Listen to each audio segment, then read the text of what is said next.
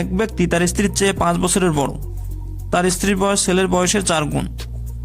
5 বছর পরে ছেলের বয়স 12 বছর হলে বর্তমানে ওই ব্যক্তির বয়স কত? প্রশ্নটি এসেছে 22তম বিসিএসে। তাহলে আমরা প্রথমে ধরে নেব যে ছেলের বয়স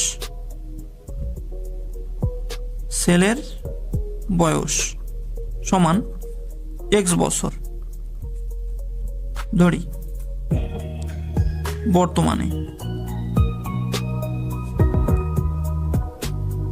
বর্তমানে ছেলের বয়স x বছর। এখন বলছে যে 5 বছর পরে ছেলের বয়স হবে 12, তাহলে কি হবে? শর্তটা কি দাঁড়াচ্ছে? x + 5 সমান হবে 12। তাহলে আমরা এখানে কিন্তু খুব সহজে x এর মানটা বের করতে পারতেছি। তাহলে x এর মান কত হবে? 12 - 5, তাহলে বিয়োগফল হবে 7। অর্থাৎ 5 বছর পরে যদি ছেলের বয়স 12 বছর হয়, তাহলে বর্তমানে ছেলের বয়স 7 বছর। এখন বলছে যে স্ত্রীর বয়স ছেলের বয়সের 4 গুণ। তাহলে স্ত্রীর বয়স সমান কত হবে? 4x, তার মানে কত? 4 × 7 সমান হবে 28 বছর। এবং বলা আছে যে স্ত্রীর চেয়ে ওই ব্যক্তি 5 বছরের বড়। তাহলে ওই ব্যক্তির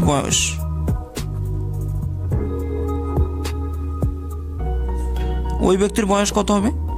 28 + 5, তাহলে যোগ করলে হবে 33। তাহলে ওই ব্যক্তির বয়স হবে 33 বছর। তাহলে অ্যান্সার হবে খ।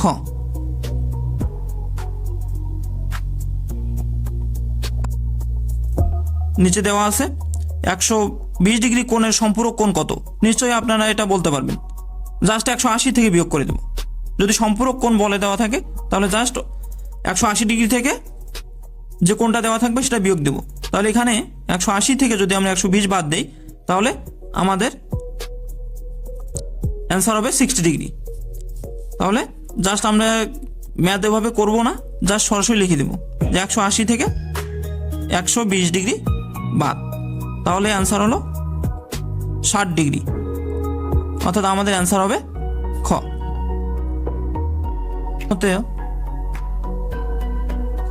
আমরা একটি প্রশ্ন লক্ষ্য করি। 3 + 6 + 9 ধারাটির কততম পদ? 33।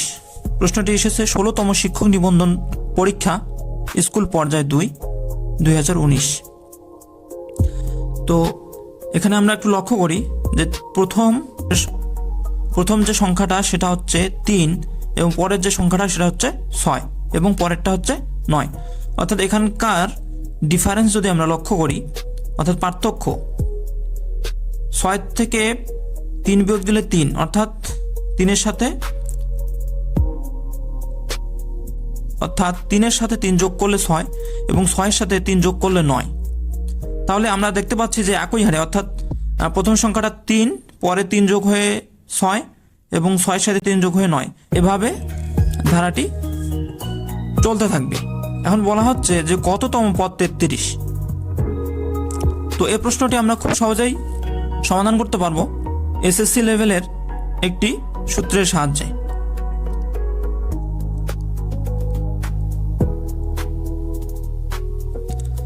অর্থাৎ n-তম পদের সূত্রের সাহায্যে আমরা খুব সহজেই প্রশ্নটি সলভ করতে পারবো।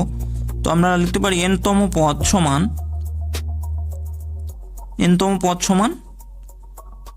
a + n - 1 × d - 1।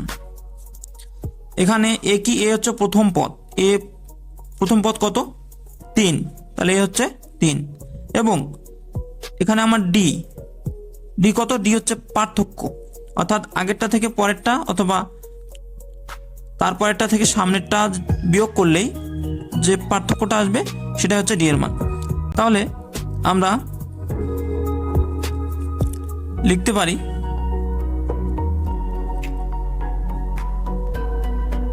অর্থাৎ d এর মান বের করার জন্য পরেরটা থেকে আগের যে সংখ্যাটা সেটা বাদ দিলেই আমাদের পার্থক্য বের হয়ে আসবে। কারণ 9 থেকে 6 বিয়োগ দিল 3 এবং 6 থেকে 3 বিয়োগ দিল 3 থাকবে।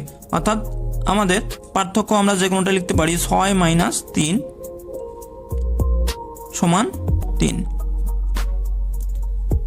তাহলে আমরা জাস্ট এখন মানগুলো বসাই দিয়ে ক্যালকুলেশন করব। এখন বলে দেওয়া আছে যে কততম পদ 33, তাহলে n-তম পদ চাই 33, তাহলে এখান থেকে আমাদের n এর মানটা বের করতে হবে। তাহলে n-তম পদ দেওয়া আছে কত 33 সমান প্রথম পদ কত 3 যোগ n-1 d এর মান কত 3। তো আমরা এখানে ক্যালকুলেশন করে ফেলবো। তাহলে 3 যোগ 3 এর সাথে n গুণ করলে 3n এবং 3 এর সাথে -1 গুণ করলে -3, অর্থাৎ আমরা এখানে লিখতে পারি 33 সমান এটা কেটে যায় অর্থাৎ 3n, বা আমরা এখানে 3n সামনে লিখে 33টাকে পরে লিখে এভাবে লিখতে পারি। এবং n সমান কত তাহলে হবে 33 ভাগ এই 3টা এদিকে ভাগ হয়ে যাবে, তাহলে কত হবে 11, অর্থাৎ 33কে 3 দ্বারা ভাগ করলে 11। তাহলে আমাদের অ্যান্সার হবে গ।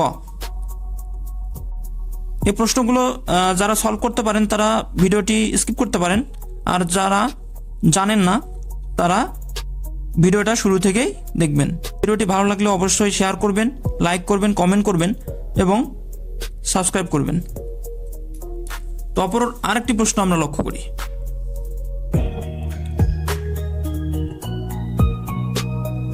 আচ্ছা, দ্বিতীয় প্রশ্নটি, একটি কলম 10% লাভে বিক্রয় করা হলো, কলমটির বিক্রয় মূল্য ও ক্রয় মূল্যের অনুপাত কত? প্রশ্নটি এসেছে 16তম শিক্ষক নিবন্ধন পরীক্ষা স্কুল সমপর্যায় 2 2019।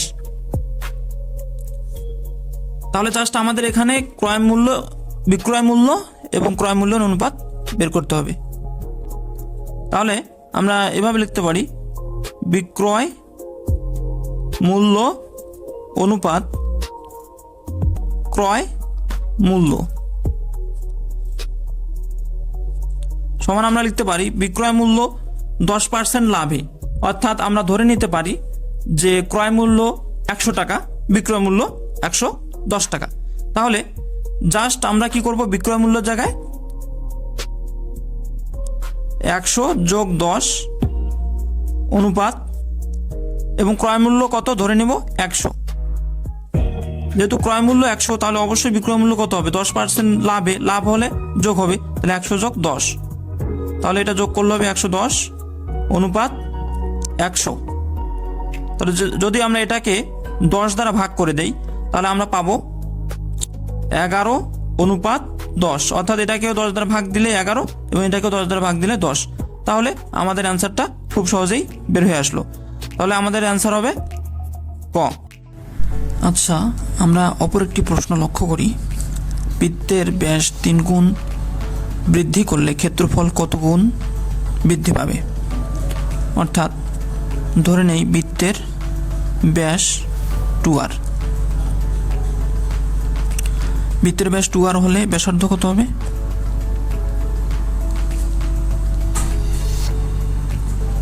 ব্যাসার্ধ তাহলে 2r কে যদি আমরা 2 দ্বারা ভাগ দিই তাহলে বৃত্তের ব্যাসার্ধ বের হয়। এখন যদি আমরা বৃত্তের ক্ষেত্রফল নির্ণয় করি এটার মাধ্যমে, তাহলে বৃত্তের ক্ষেত্রফল সমান পাই আর স্কয়ার হবে। এখন বলছে যে ব্যাসকে যদি 3 গুণ করা হয়, ব্যাসকে 3 গুণ করলে ব্যাসকে 3 গুণ করলে কত হবে?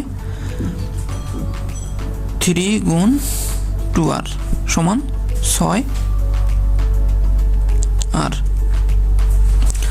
তাহলে এখন ব্যাসার্ধ কত? এখন ব্যাসার্ধ 6r কে যদি আমি 2 দ্বারা ভাগ দিই তাহলে বৃত্তের ব্যাসার্ধ বের হয়ে আসবে, তাহলে ব্যাসার্ধ হচ্ছে 3r। তাহলে এখন এটাকে যদি a1 বলি, অর্থাৎ প্রথম ক্ষেত্রফল a1 এবং পরবর্তীতে যে ক্ষেত্রফল সেটাকে যদি a2 চিন্তা করি, তাহলে a2 মান কত হবে? এ2 সমান হবে পাই, আর এর মান কত 3r, তাহলে গুণ 3r এর উপরে স্কোয়ার সমান পাই গুণ 9r স্কোয়ার সমান 9 পাই আর স্কোয়ার। তো আমরা লক্ষ্য করি যে আগে ছিল কত পাই আর স্কোয়ার, আর এখন কত হয়েছে 9 পাই আর স্কোয়ার। তার মানে আমরা যদি এ2কে a1 দ্বারা ভাগ দিই তাহলে 9 পাই আর স্কোয়ার ভাগ পাই আর স্কোয়ার সমান 9, তাহলে ক্ষেত্রফল বৃদ্ধি পাবে 9 গুণ, তাহলে অ্যান্সার হবে খ। আমরা অপর একটি প্রশ্ন লক্ষ্য করি, ঘড়িতে যখন 7টা বাজে তখন ঘন্টা ও মিনিটের কাঁটা দুটির মধ্যবর্তী কোণ কত ডিগ্রি সেটা আমাদেরকে বের করতে হবে। আচ্ছা, এই প্রশ্নটি আমাদের সলভ করতে গেলে একটা শর্টকাট সূত্র মনে রাখতে হবে, সেটা হচ্ছে 11m মাইনাস 60h। এমটা কি, এমটা হচ্ছে মিনিট এবং এইচটা হচ্ছে আওয়ার মানে ঘন্টা, এবং এটাকে পরম মান দেবো, অর্থাৎ নেগেটিভ মান আসলেও সেটাকে পজিটিভ ধরে 2 দ্বারা যদি ভাগ দিই তাহলে কিন্তু আমাদের কাঁটা দুটির মধ্যবর্তী কোণ বের হবে। তার মানে মিনিটের কাঁটা এম সমান 0 ঘরে হবে, এবং এইচ অর্থাৎ ঘন্টার কাঁটা কত 7টা বাজে যেহেতু, তাহলে ঘন্টার কাঁটা মান হবে 7। তো এখন আমরা মানগুলো বসাই দিলে পরে ক্যালকুলেশন হয়ে যাবে। 11 ইন্টু 0 মাইনাস অর্থাৎ গুণ, এবং 60 গুণ 7 পরম মান, এবং এটাকে 2 দ্বারা ভাগ। তাহলে এটাকে ক্যালকুলেশন করলে 11-এর সাথে 0 গুণ করলে 0 মাইনাস হবে 420 ভাগ 2, তাহলে 420-এর পজিটিভ মান নেব, পজিটিভ মান নিয়ে আমরা 2 দ্বারা ভাগ করব, তাহলে হবে 210। এখন কথা হচ্ছে এই মানটা যদি 180 থেকে বেশি হয় তাহলে এই মানটা 360 থেকে বিয়োগ করে দেব কোণের মান, অর্থাৎ ঘন্টা এবং মিনিটের কাঁটার মধ্যবর্তী কোণের মান বের হয়ে আসবে। তাহলে বিয়োগফল হবে 0, 5 আর আছে 1, অর্থাৎ 150। অর্থাৎ তাহলে ঘন্টা এবং মিনিটের কাঁটার মধ্যবর্তী কোণ কত 150 ডিগ্রি।